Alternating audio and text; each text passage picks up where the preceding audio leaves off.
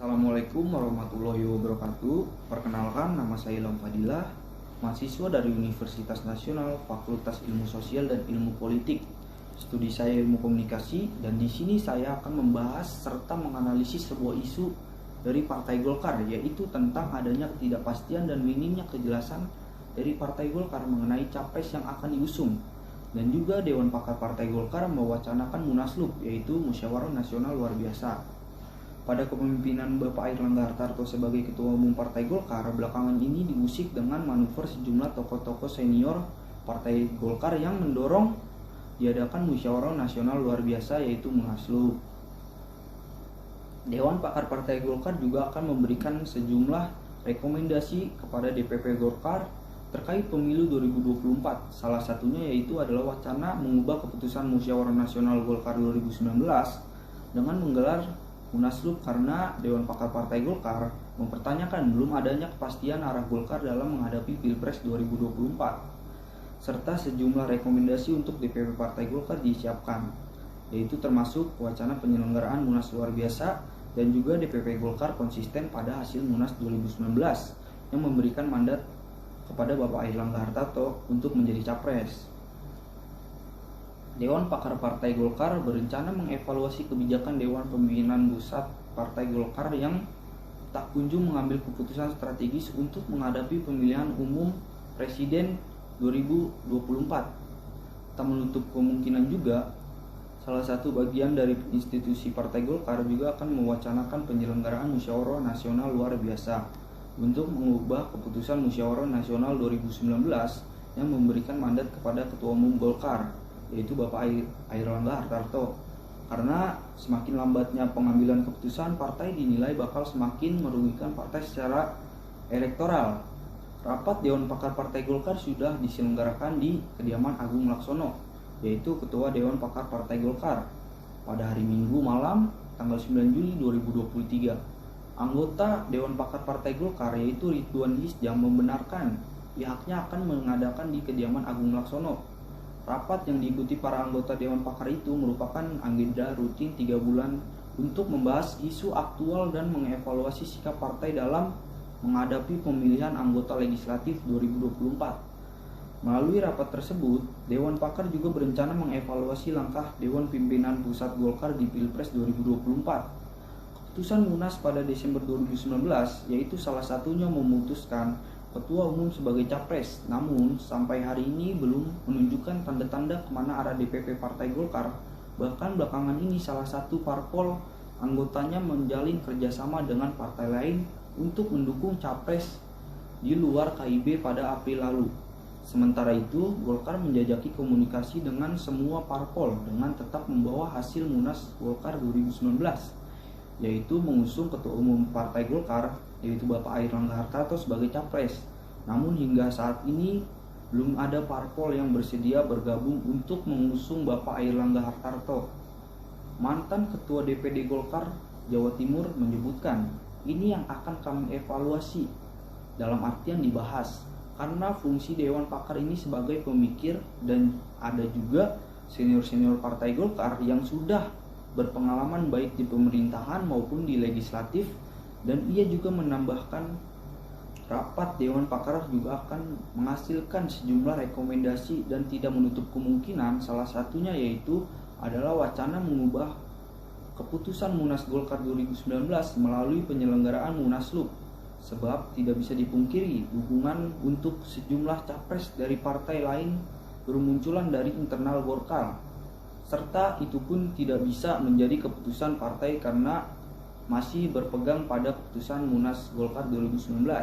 Dan apabila keputusan Munas Golkar itu bukan Bapak Airlangga yang menjadi capres, berarti Munaslup mungkin akan dilakukan dalam rangka mengubah Golkar untuk menghadapi Pilpres 2024 yang akan berdampak pada perolehan pemilihan suara partai, serta tidak adanya kepastian berdampak pada minimnya kerja pengurus partai di daerah. Hal itu dilihat dari hasil survei elektabilitas Golkar yang cenderung menurun dalam beberapa waktu terakhir. Pada Mei 2023 mencapai 7,3% yang turun dari survei sebelumnya pada Januari 2023 mencapai 9%.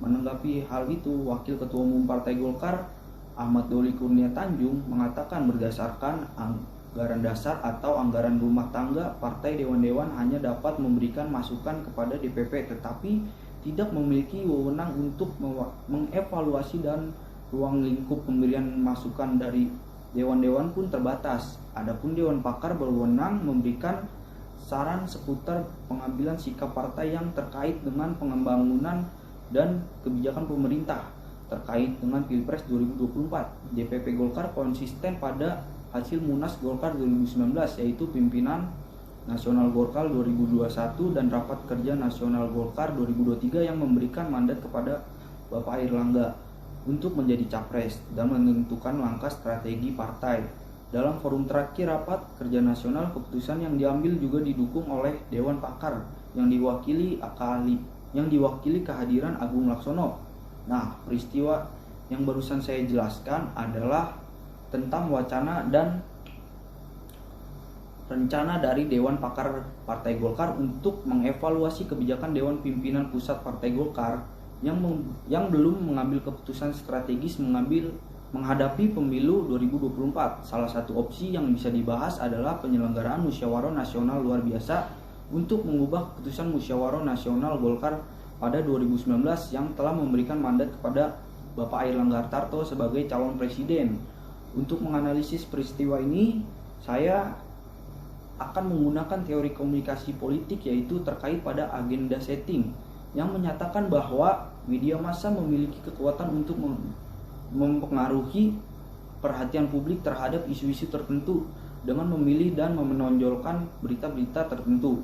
Nah, dalam konteks ini, peristiwa rapat DPP Golkar dan wacana Munaslup tersebut dapat dilihat dari dua sudut pandang, yaitu teori agenda setting media dan agenda setting partai politik. Kalau agenda setting media, yaitu media massa berperan penting dalam menyajikan dan menyampaikan informasi kepada masyarakat, dan dalam kasus ini peristiwa ini rapat Dewan Partai Golkar yang membahas wacana Munaslup dilakukan secara tertutup, namun informasinya tersebar melalui berbagai media massa termasuk surat kabar dan situs berita daring atau online.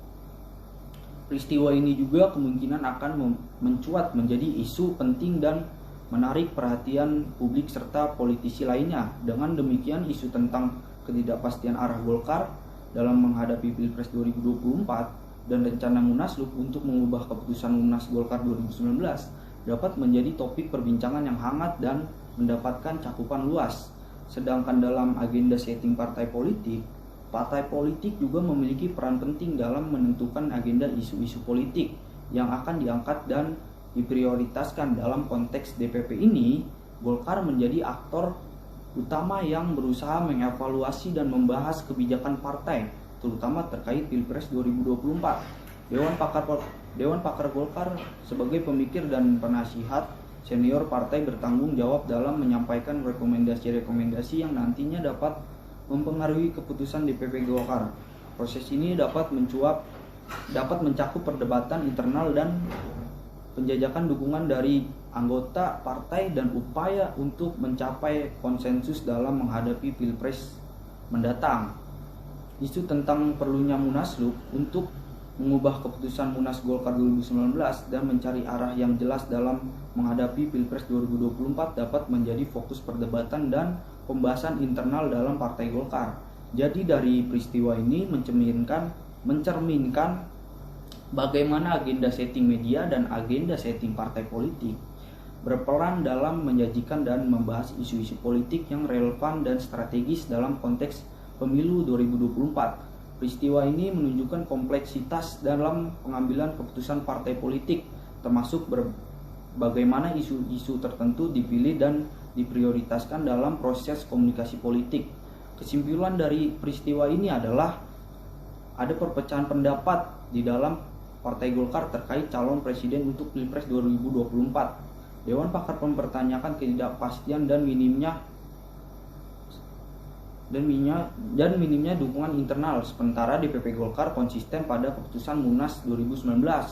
Wacana Munaslup menjadi salah satu pilihan untuk mengubah keputusan tersebut, namun ada juga pandangan bahwa Dewan-dewan tidak memiliki wewenang untuk mengevaluasi keputusan Partai Golkar.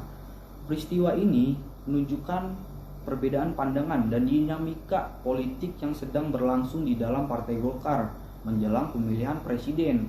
Nah, sekian dari saya yang saya sampaikan, semoga bisa bermanfaat dan mohon maaf bila ada kesalahan kata. Wassalamualaikum warahmatullahi wabarakatuh.